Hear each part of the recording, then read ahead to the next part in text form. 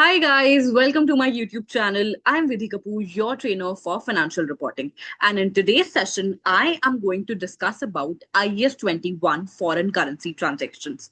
So in case you are following along my FR series and you are finding them useful, please make sure to like, share, and subscribe to my YouTube channel. And in case you or any of your friends are preparing for the upcoming attempt, please make sure to share the playlist with them as well. So, without any further ado, let's get started with the start. Welcome to today's session of financial reporting. Before we start with the class, I'll give you guys a quick recap of whatever we have done yesterday. I think last topic हम लोगों ने IS 21, which was foreign currency related, which we have done. So that particular chapter was divided into two parts. First was the theoretical area, जिसके अंदर हम लोगों ने दो चीजें पढ़ी थी, which was the just a second. I think my screen should be visible now. So in foreign currency, what were the two things that we did? First was with regard to कि कौन सी currency है हमारे पास. One was functional currency, and the second currency which we did was presentation currency. What is a functional currency? वो currency जिसके अंदर we are doing the trade work, यानी कि daily buying and selling किस currency के अंदर हो रही है, या फिर I can rather call it as कि अगर बाइंग एंड सेलिंग का नहीं गिवन तो किस करेंसी के अंदर I am paying majority of my expenses and किस करेंसी के अंदर am I raising my sources of finance, यानी कि डेट एंड इक्विटी. ये सारी चीजें आपकी फंक्शनल करेंसी के अंदर आती थी. Then we have presentation currency. Presentation currency का मतलब ये होता है किस करेंसी के अंदर we are representing our financial statements, right. यही सब अभी तक हम लोगों ने क्लास के अंदर कवर करा है. Second part of this chapter was there were two items that we did, or two types of transactions. One was monetary, and the next thing that we did was non-monetary. Monetary मतलब होता है वो सारी चीजें which are either there in cash or in liquid form, or you have a right to receive cash, or there's a obligation that you have. यानी कि अगर trade receivables है, ट्रेड पेएबल है, कोई लोन है, जहां पर आपकी ऑब्लिगेशन पैसा रिसीव करना या पैसा पे करना है, then in that case it will be considered as a monetary item. Asset भी हो सकता है, liability भी हो सकती है.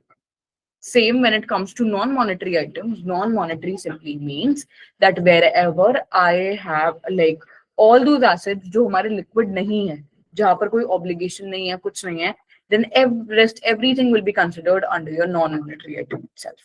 ठीक है. अब यहाँ पर PPE भी आ सकता है. Then we had PPE, let's say, या फिर है IAS 38 जो इंटेंजिबल एसेट्स हमने पढ़े थे. सारी की सारी चीजें नॉन मॉनेटरी के अंदर आ जाएंगी. अब मॉनेटरी में कल की क्लास में हम लोगों ने आई थिंक तीन टाइप कैटेगरी ऑफ क्वेश्चंस करे थे. First was with regard to receivables, यानी कि अगर आपने पैसे रिसीव करने हैं तो आप किस तरीके से रिट्रांसलेट करोगे, एक्सचेंज गेन और लॉस निकालोगे. सेकेंड वी डिड वाज कि अगर कोई क्रेडिट परचेज है and I am supposed to make payment to my supplier, then in that case how do we restate the payables figure. जो भी गेन लॉस होगा सारा का सारा कहाँ पे चला जाता है, पीएनएल के अंदर. एंड तीसरा type of concept that we did was with regard to loan. So let me just bring one of the questions that we did yesterday again on the screen, and let's do that. All right, let's take an example here that you've taken a loan from the bank. और कब लिया हमने, year की start, that means 1 जनवरी को ही ले लिया है. कितने का लोन लिया हम लोगों ने यहाँ पे, $6,000 का. ठीक है. अब लोन पे of course there will be some interest which is going to be charged. अब इंटरेस्ट एक होता है एक्सपेंस जो आप अपने पीएनएल के अंदर रिकॉर्ड करते हो, that is on the basis of the effective rate of interest, and there is one interest which you actually pay during the year. ठीक है. There can be difference between the two because of the exchange rate. कल की class में हम लोगों ने ये चीज पढ़ी थी. Now my year is starting on 1st of Jan, my year is ending on 31st of December. Now in this case what needs to be done over here is we'll simply calculate your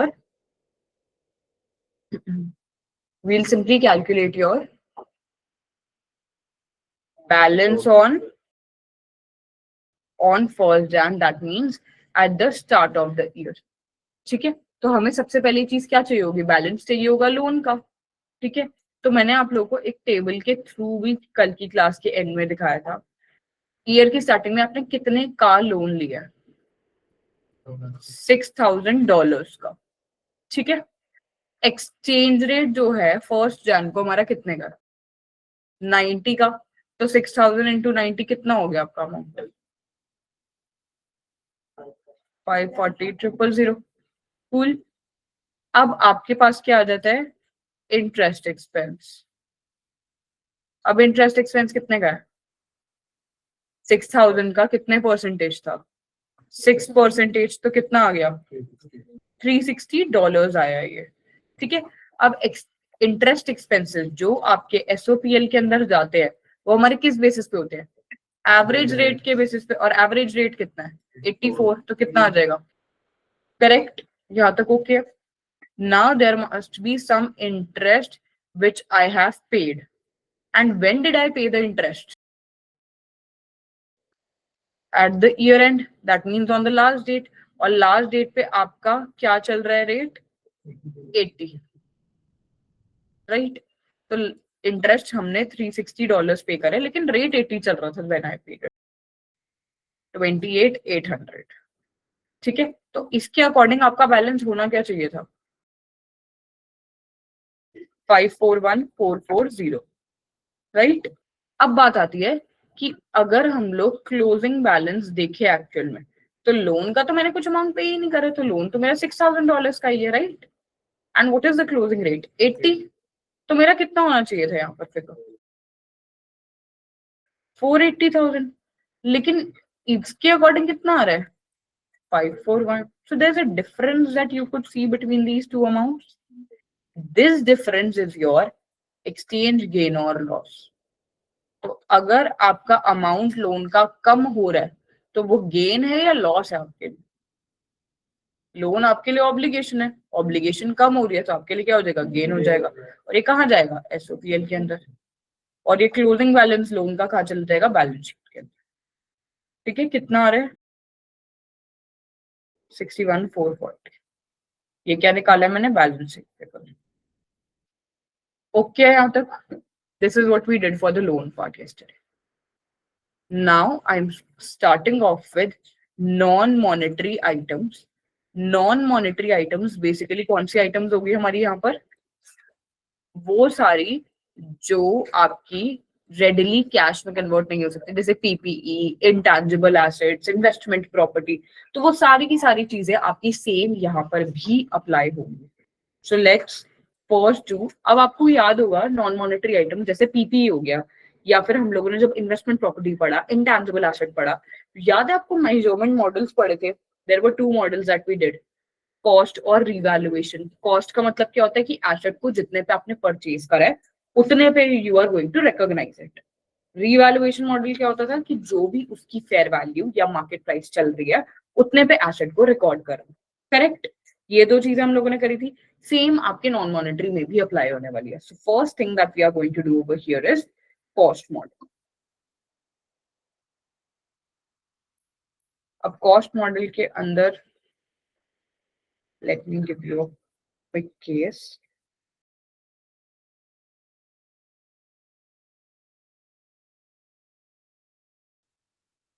ER is the exchange rate that I'm writing, okay?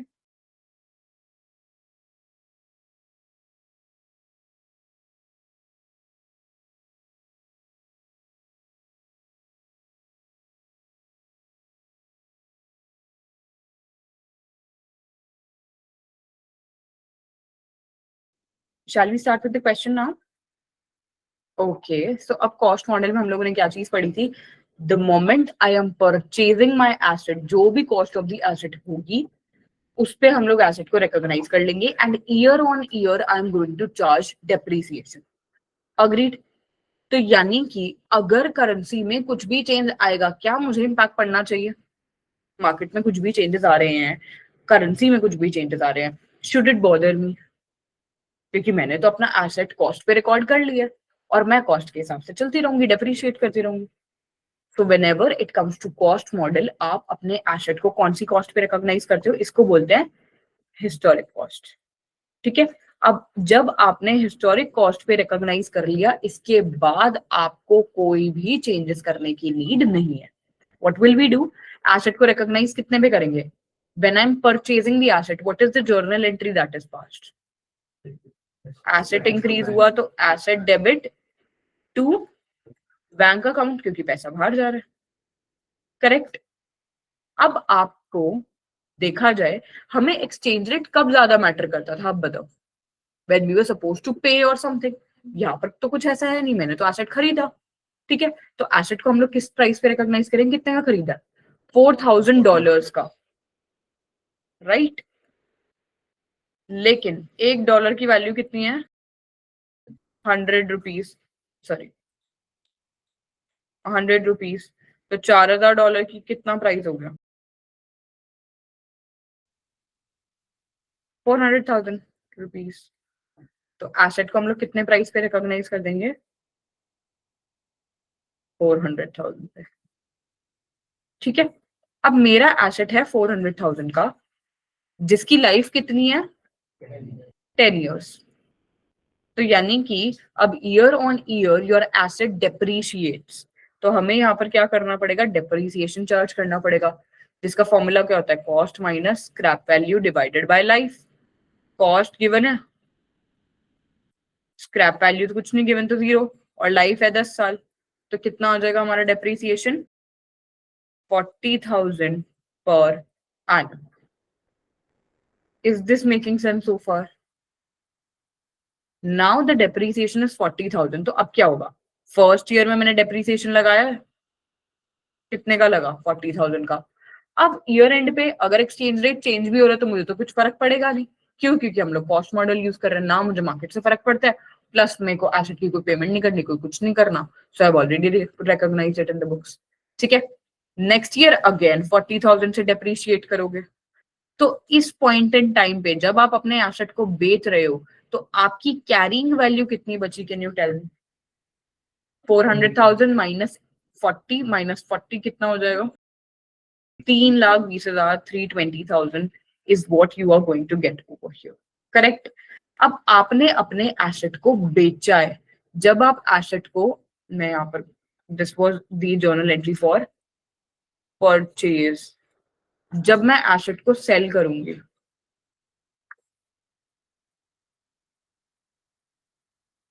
कितने का बेचा है मैंने? $2,000। तो अगर $2,000 उस time पे rate क्या चल रहा है? $1 इज इक्वल टू ₹110। तो कितना आ जाएगा हमारी value?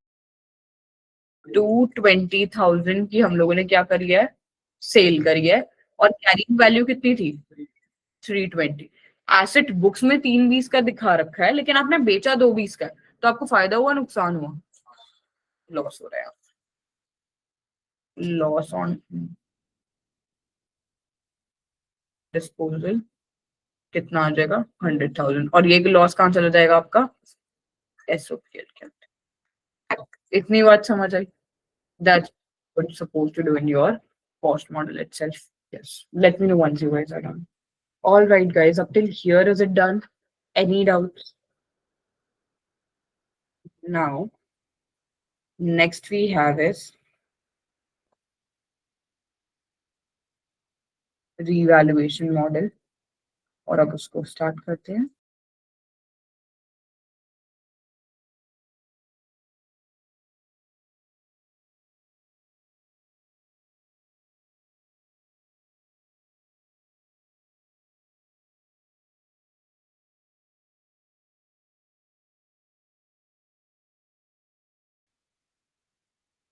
Let me know once you have written. अब मान लो ये जो रिवैल्यूएशन मॉडल है, ये एग्जाम्पल हम लोग लेते हैं एक पीपीई का। अब क्वेश्चन के अंदर हमें क्या गिवन है? We have an asset which is worth $800 that I have purchased, life is 20 years, और इस टाइम पे एक्सचेंज रेट है ₹80 पर डॉलर। तो जब हम लोग एसेट परचेज करेंगे, again what is the entry? Asset account debit to bank. और एसेट परचेज कितने का करा है हमने? $800 का, राइट। तो हमारे अमाउंट कितना जाएगा? 800 into 80, which is going to be 64,000। Right, इतने पे मैंने एसेट को रिकॉग्नाइज कर लिया. This is the entry which we have passed on purchasing the asset. अब अगर रिवैल्यूएशन मॉडल फॉलो कर रहे होते तो रिवैल्यूएशन मॉडल का मतलब क्या होता है, एसेट को उसकी फेयर वैल्यू पे रिकॉग्नाइज करना. And what is the fair value now? 31st of December को है $1200. ठीक है. So now on in this case हमें क्या करना पड़ेगा, अपने एसेट को रीवैल्यू करना पड़ेगा. ठीक है. लेकिन ड्यूरिंग द ईयर कुछ डेप्रिसिएशन भी चार्ज होनी चाहिए. अग्री. तो पहले क्या करेंगे, डेप्रिसिएशन कैलकुलेट कर लेते हैं. Depreciation is going to be 64,000 divided by 20 years. How much is it? 3,200 per annum. Okay. Now 64,000 का आपने एसेट जो है अपनी बुक्स के अंदर रिकॉग्नाइज कर रखा था. 3,200 का आपने क्या करा, डेप्रिसिएशन चार्ज कर दिया. So what would have been your carrying value? 60,800, right? Okay, 60,800 आपकी वैल्यू बच रही थी. But the fair value is how much? $1,200. तो फेयर वैल्यू को अगर मैं उसमें कन्वर्ट करती हूँ, 31st ऑफ दिसंबर, ठीक है, 08 पे व्हाट इज द वैल्यू? $1,200 है. तो जिसको कन्वर्ट करेंगे तो $1,200 मल्टीप्लाई बाय 90 ना, कितना आ रहा है? ₹1,08,000. ओके. अब आपने अपने एसेट को कितने पे रिकॉग्नाइज कर रखा है? 60,800. फेयर वैल्यू कितनी है? 1,08,000. आपकी एसेट की वैल्यू इंक्रीज हुई है, डिक्रीज हुई है? और वैल्यू इंक्रीज होती है तो क्या बोलते हैं? रीवैल्यू. और एसेट कितने से रीवैल्यू हुआ? 47,200 से. Is this okay up till here?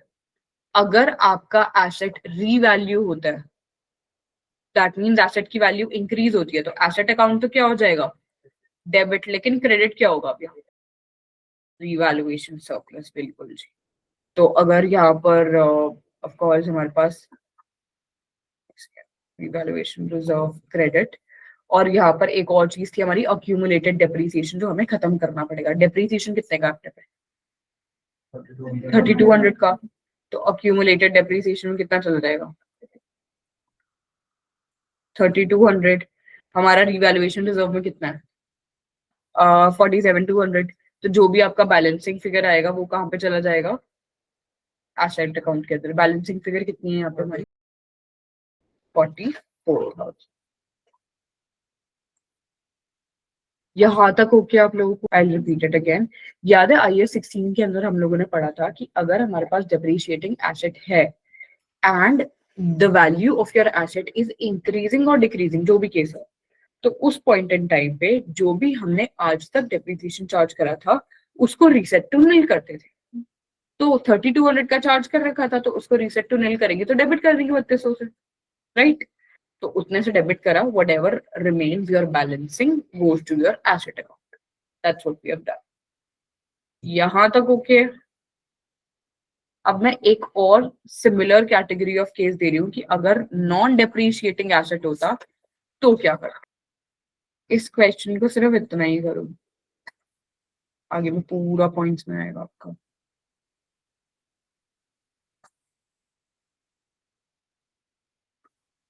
Life ऐसी दी है 19 ईयर्स आ जाएगा.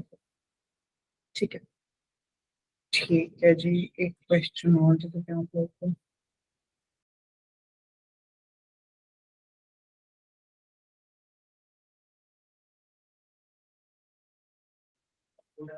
Yes guys, now please try. Question लिख लिया तो can I scroll it down?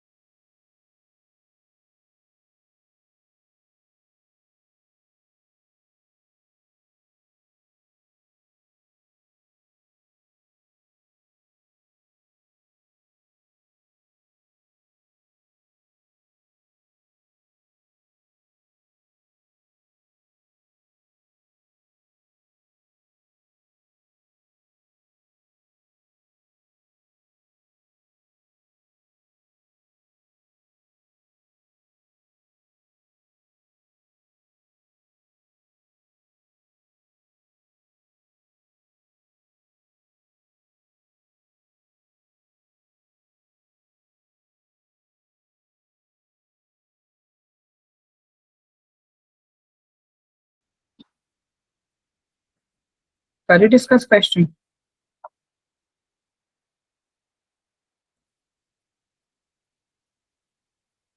Okay, so the question was cost है asset की $2000 की और exchange rate है 80 का. So that means when I'm purchasing the asset, तो purchase के time पे entry क्या होगी? Asset debit to bank और amount कितना चला जाएगा? 2000 into 80, which is going to be 160,000. ठीक है. दूसरी चीज हमारे पास क्या गिवन है? We are following which model? Revaluation. तो हमें क्या करना पड़ेगा? अपने एसेट को उसकी फेयर वैल्यू पे लाना पड़ेगा, विच इज $1800 और उसका एक्सचेंज रेट क्या चल रहा है उस टाइम पे? आई थिंक 120 रुपीज 120 पर डॉलर था. सो दैट मीन्स हमारा कितने हो जाएगी फेयर वैल्यू? 216,000. ठीक है. This is the fair value and this is the carrying value. How much? 160. So value increase or decrease हुई? Increase. So the asset is revalued by how much? 56,000. And where will we take this to? We'll directly take this to revaluation surplus. Or you can simply call it as revaluation. So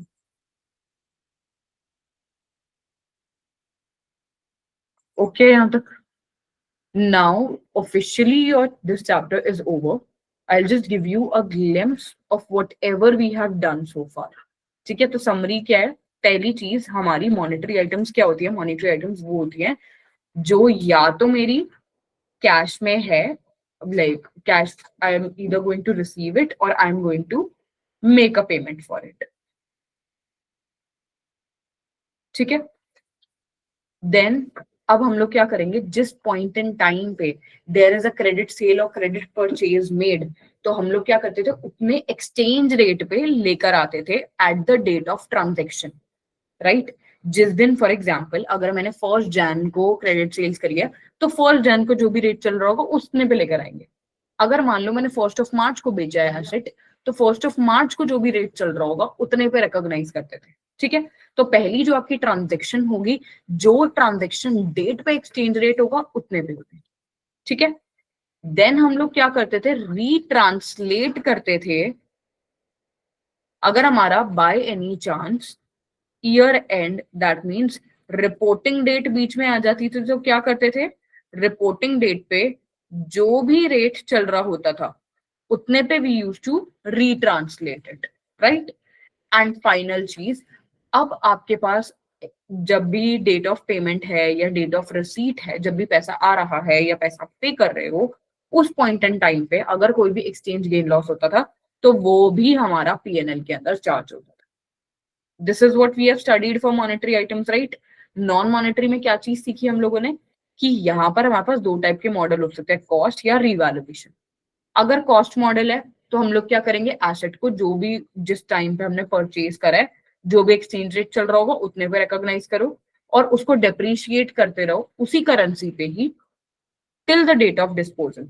जैसे ही आपका disposal आएगा तो हम लोग क्या करेंगे? Exchange rate के अकॉर्डिंग जो भी डिस्पोजल पे रेट चल रहा होगा कन्वर्ट करेंगे और हमारा गेन और लॉस उससे निकल जाए. ठीक है. इतनी बात समझ आई? दूसरी चीज है रिवैल्यूएशन मॉडल. रिवैल्यूएशन मॉडल में हम लोग क्या करेंगे? पहले एसेट को क्या करेंगे? उतने ही वैल्यू पे बुक करेंगे जितने पे मैंने खरीदा है.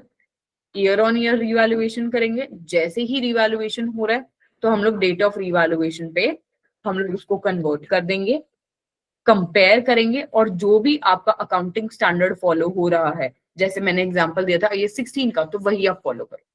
ठीक है. अगर मान लो इन्वेस्टमेंट प्रॉपर्टी होती तो इन्वेस्टमेंट प्रॉपर्टी फॉलो करने लग जाते. तो पहले हम लोग क्या करेंगे? एसेट को कॉस्ट पे रिकॉग्नाइज, डेप्रिशिएट करा, या फिर डेप्रिसिएशन नहीं भी है तो डिपेंड्स.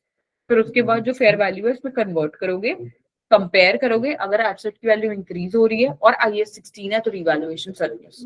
अगर यही और कोई अकाउंटिंग स्टैंडर्ड होता है जैसे कि इन्वेस्टमेंट प्रॉपर्टी, तो क्या करते हैं? फिर पीएनएल में डालते हैं. ठीक है. तो that particular accounting standard will apply जो हमने पहले पढ़ रखा है. बस यहाँ पर हमारा क्या काम था, ये देखने का कि हमारा एक्सचेंज गेन लॉस वगैरह कितना हमारा आ रहा है। ठीक है, इज दिस पार्ट क्लियर? मैंने ये नोट्स आपको ऑलरेडी भेज दिए हैं and that's what I have written in the one note file also. If you guys would have any confusion तो आप लोग बता देना, आई विल हेल्प यू। ठीक है, that's what I have discussed for the non monetary asset. ठीक है, इतनी चीज क्लियर है आप लोगों को? Hi guys, so I hope you did enjoy the session, and if you did, please make sure to like, share, and subscribe to my channel and comment down all your feedbacks, anything, any doubt that you have, or in case you have any concerns, please make sure to drop in the comment below. You can also follow along the FR community wherein I regularly share the weekly planners, tests, alongside with the class notes. So the link for the same would be provided in the description box below. And you can also, if you are looking for any jobs or ACC related updates, you can also follow my Instagram handle. And the same way, the link would be in the description box below, so you can follow along. Thank you so much, guys. I'll see you in the next one. Bye bye.